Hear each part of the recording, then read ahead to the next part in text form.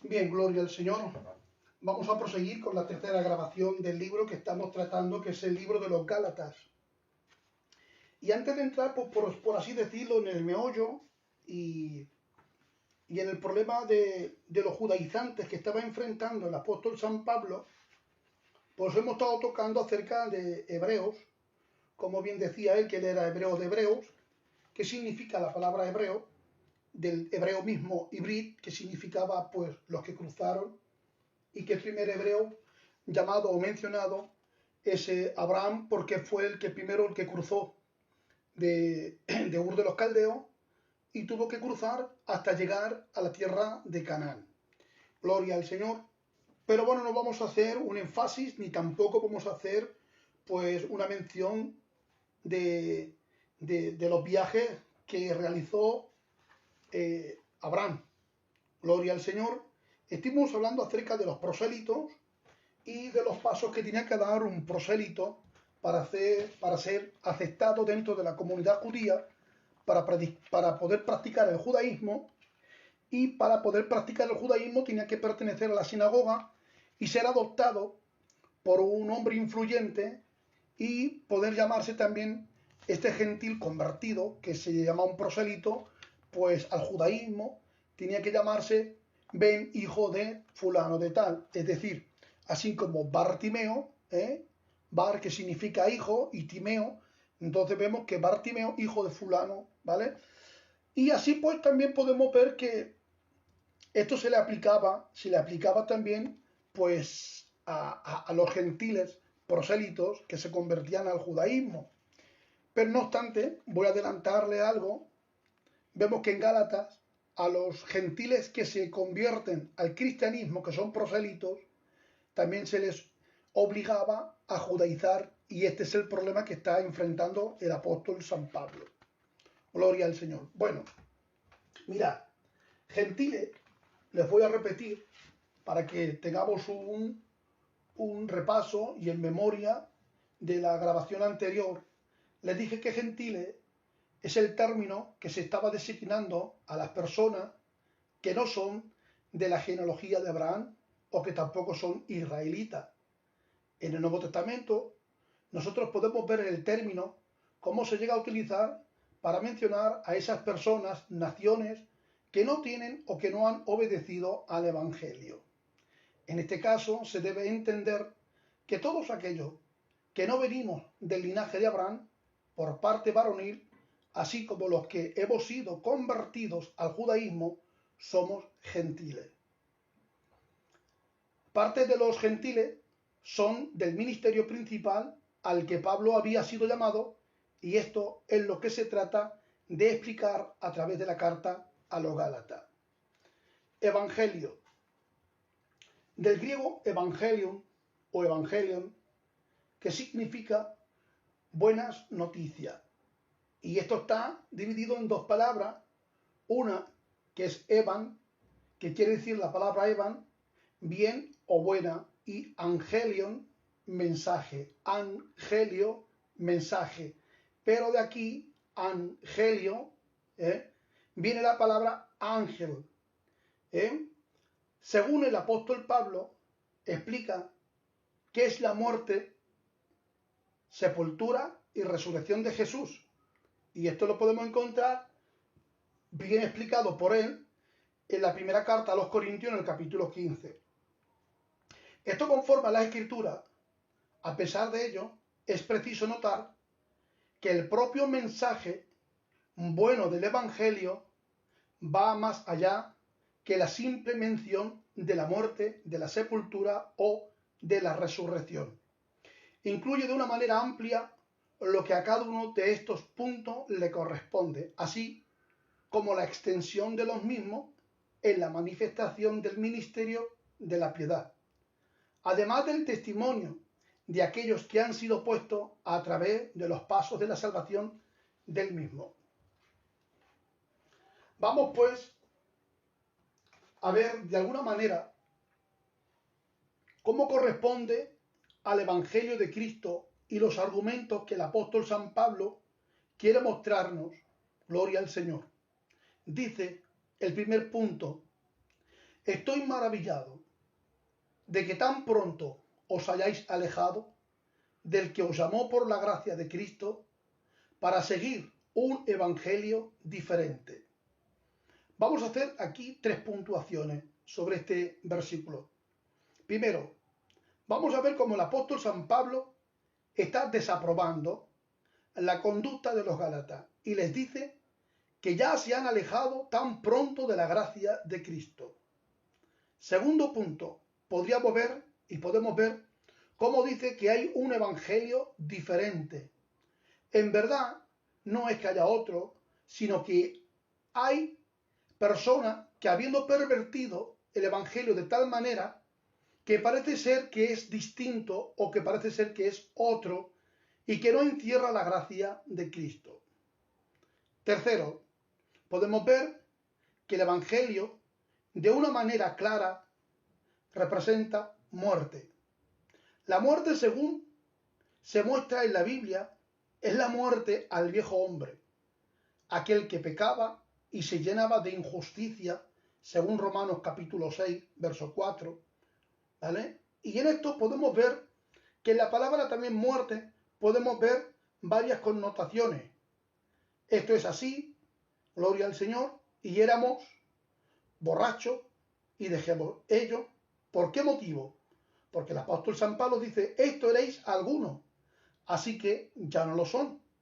Pablo incluye en el mismo contexto lo siguiente: fornicarios, adúlteros, afeminados, homosexuales, ladrones, ávaros, maldicientes, estafadores. Si esto somos, debemos dejar de serlo. Esto indica morir. Morir, que se estaba refiriendo San Pablo a la muerte, gloria al Señor, pero no a la muerte física, gloria a Dios, sino ir cada día ante la cruz para pedirle perdón y dar lugar a que el Espíritu Santo vaya gobernando nuestro espíritu para gobernar toda nuestra vida, cuerpo, alma y espíritu. Cuando se habla de muerte, en verdad, a la carne, morir, a los deseos pecaminosos, a la concupiscencia, en verdad, aunque está utilizando la palabra muerte, la carne no muere, no se aniquila, no se deja de existir, siempre nos va a acompañar. ¿Por qué? Porque es parte nuestra, es la herencia adámica que hemos recibido de nuestro primer padre nacido de la tierra. Cuando Adán pecó y fue expulsado del huerto del Edén, gloria a Dios, como consecuencia, pues la prole, la familia que sale, la descendencia, ya nacen con el defecto del pecado, y aunque nosotros ya hemos sido regenerados y somos santos y somos justificados y somos perfectos, todo esto es posicional ante los ojos del Padre por medio del sacrificio de Cristo. Por eso Dios nos demanda a santificarnos progresivamente. Santificaros en vuestro cuerpo, alma y espíritu. Se nos demanda a tener una vida en santidad. Cuando nosotros nos apartamos del pecado, de lo inmoral, de las prácticas, y vivimos cerca de Cristo mediante el Espíritu Santo, esto se llama ir muriendo, o como dice el apóstol San Pablo, muerte, gloria al Señor, es la muerte al viejo hombre. ¿Por qué se habla del viejo hombre? Porque eso éramos lo que éramos antes, ahora somos nuevos, porque ya hemos resucitado en el Espíritu mediante la palabra y mediante el Espíritu, y aunque ahora disfrutamos, gloria al Señor, de la presencia de Dios por medio del Espíritu y de todos sus dones y de toda su riqueza, pero seguimos con las consecuencias de la herencia adámica. Pedro tiene la misma enseñanza y le dice, baste ya el tiempo pasado para haber hecho lo que agrada a los gentiles. La idea del tiempo pasado está indicando realmente la vida antigua, al viejo hombre, al cual debimos morir. Cualquier evangelio que no enseña a morir al viejo hombre no es el evangelio de los apóstoles y menos el de Cristo. No es el evangelio de Jesús, pues Cristo perdona el pecado, pero no lo santifica, para que sigamos en él. Como dijo el apóstol San Pablo, ¿perseveraremos en el pecado para que la gracia abunde? En ninguna manera. Imagina a un homosexual pasando por el evangelio y seguir siendo homosexual. Esto, hermanos queridos, aunque se está tolerando y se toleraba en la iglesia de Corinto, tenemos que denunciar porque eso es un pecado y eso es una señal clara y evidente de que esa persona no ha sido regenerada.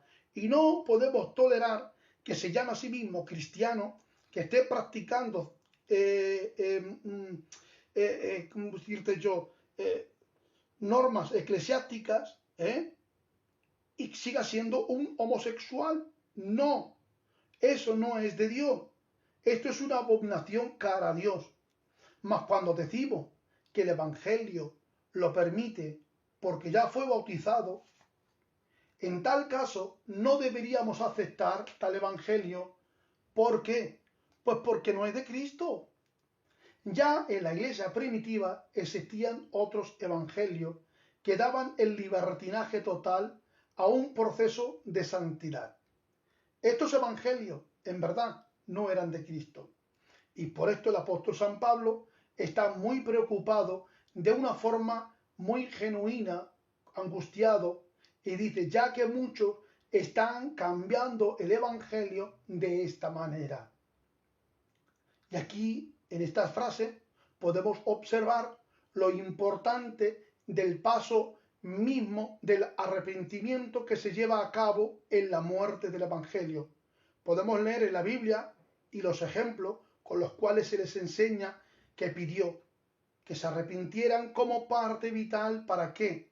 Para el Evangelio mismo. Y dice el libro de los Hechos, capítulo 2, verso 39, arrepentíos. Pero el Hechos también, capítulo 3, verso 19, dice, arrepentíos y convertíos. Podemos notar esta parte esencial, convertirse, dejar de ser lo que se es. Un proceso que está indicando en el bautismo, pero que continúa durante el resto de todos sus días en la tierra. Cada día tenemos que morir, o cada día muero, como bien indica en primera carta a los Corintios, capítulo 15, verso 31. Aunque se está hablando de los peligros de la expansión del Evangelio, bien podríamos hacer referencia a la idea de morir por aquella causa que nos asedia, al pecado, al viejo hombre, aquello de lo cual nos arrepentimos. Y cuando el apóstol San Pablo habla acerca de la sepultura, la sepultura es precisamente, mis queridos hermanos, es enterrar ese viejo hombre en las aguas del bautismo. Las aguas sirven como una tumba espiritual donde se entierra al viejo hombre. Primero, cuando nosotros leemos Gálatas capítulo 3 y verso 27 dice, porque todos los que habéis sido bautizados en Cristo, de Cristo estáis revestidos. Esta idea da a entender con la sepultura total de aquella persona que murió, primero para ser enterrado y después un cambio total. Segundo, las aguas son importantes, pues en ellas se obedecen al Evangelio. Veamos un ejemplo en el libro de los Hechos. Los judíos, el día del Pentecostés, según Hechos capítulo 2 y verso 41. El eunuco en Hechos capítulo 8, verso 38, aquel eunuco, y viene Felipe, y cuando él está leyendo el pergamino del profeta Isaías, no lo entiende. Felipe, por el medio del Espíritu, le empieza a predicar, y ahora le dice, ¿qué me impide ser bautizado? Y en ese instante, como él creyó, pues se bautizó, al igual que los judíos, gloria al Señor, en la disertación del apóstol San Pablo en el capítulo 2 del libro de los Hechos. Pero también vemos cómo Pablo, gloria al Señor, es bautizado. Y Cornelio también en el libro de Hechos capítulo 10. Así que las aguas, mis queridos hermanos, son esenciales para el bautismo. Es más, la palabra propia bautismo indica sumergir bajo el agua. Y esto nos hace entender muy bien por parte de la iglesia primitiva y aún Pedro hace mención de ello en su epístola, primera de Pedro, capítulo 3, donde las aguas son comparadas con las del diluvio, así como se salvaron del arca. Así ahora dan salvación a aquellos que son bautizados en agua. Cuando Nicodemo, un principal entre los judíos, habla de cuando se acerca al Señor y le habla de la idea misma del bautismo, el Señor Jesús le muestra cómo tiene que nacer de agua y de espíritu. Era necesario no solo por el agua, sino también por el espíritu. Y esto nos hace entender que debemos arrepentirnos de todo aquello que está en el pasado. El viejo hombre, el arrepentimiento, es muy esencial para el Evangelio, sin el cual no es posible ser salvo, no es el Evangelio puro de Cristo. Las aguas son parte de la sepultura misma. Se explica más ampliamente en el libro de los Romanos capítulo 6. Se muestra a través de Gálatas. Además se enseña claramente en la idea principal de 1 de Corintios capítulo 6, donde dice: ya habéis sido lavados, ya habéis sido santificados, ya habéis sido justificados. Véase la expresión lavados, la cual incluye el agua. Por ello Jesús, en la gran comisión, indica: al que creyere y fuere bautizado, Marcos 16:16, está implicando sumergirse en agua. Está claro que se debe tomar en cuenta una muerte genuina, un arrepentimiento veraz, una conversión completa. Para que no haya equivocación, hermanos queridos, o mala interpretación, cuando se hace alusión al agua, es una simbología, gloria al Señor, porque así como Cristo murió y luego fue enterrado, fue sepultado y al tercer día resucitó, gloria al Señor, es cierto que el hombre tiene que sufrir la muerte física. Si es que Cristo no ha venido antes, tendrá que ser enterrado, pero en un abrir y cerrar de ojos los muertos en Cristo han de resucitar, claro está. Pero el cristiano, cuando quiere dar fe de su arrepentimiento y de su convertimiento, se bautiza para testimonio público de que en el bautismo, al ser sumergido, está indicando simbólicamente: muero al viejo hombre, muero a mi pasado, y cuando surge del agua, ha resucitado como nueva persona revestida del poder del Espíritu, capacitado por medio de los dones para vivir una comunión con medio del Espíritu Santo. Gloria al Señor, para que no haya equivocaciones. Ahora, ¿ha de ser salvo una persona o se tiene que bautizar para ser salvo? Mirad, una persona que se acaba de convertir y el Señor viene, o ha pasado un año y no se ha bautizado, y el Señor viene, pues esa persona, como se ha arrepentido de corazón y es un hijo de Dios, es salva. Lo que yo no puedo concebir, que una persona, gloria al Señor, que diga que ama a Dios, que se ha arrepentido, ¿vale?, que diga que es un miembro de una iglesia local y que diga que también es parte de la iglesia universal, y que han pasado años y no se quiera bautizar.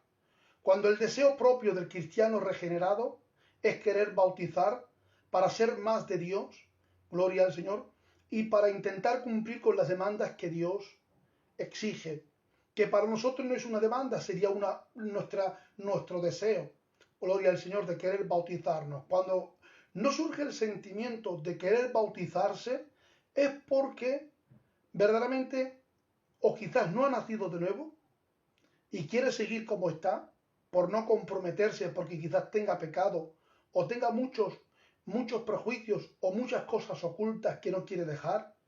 Y si no quieres comprometerte con Dios, pues yo no lo condeno, pero porque la salvación es individual, de uno con Dios y Dios con el hombre. Pero la Biblia dice claramente, hermanos queridos, que hay que bautizarse. Así que seguimos.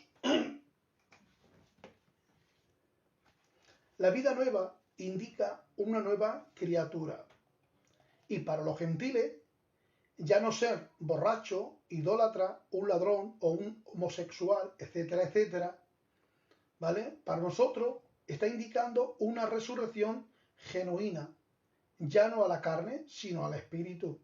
Para nosotros está indicando ya no vivir conforme a las obras de la carne, porque si nosotros vivimos conforme a las obras de la carne, moriremos, según Romanos capítulo 8 y verso 13.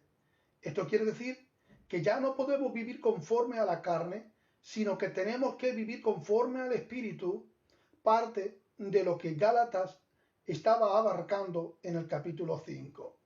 La idea propia es ya no vivir en torno a los dioses antiguos propios nuestros, sino vivir conforme al único Dios.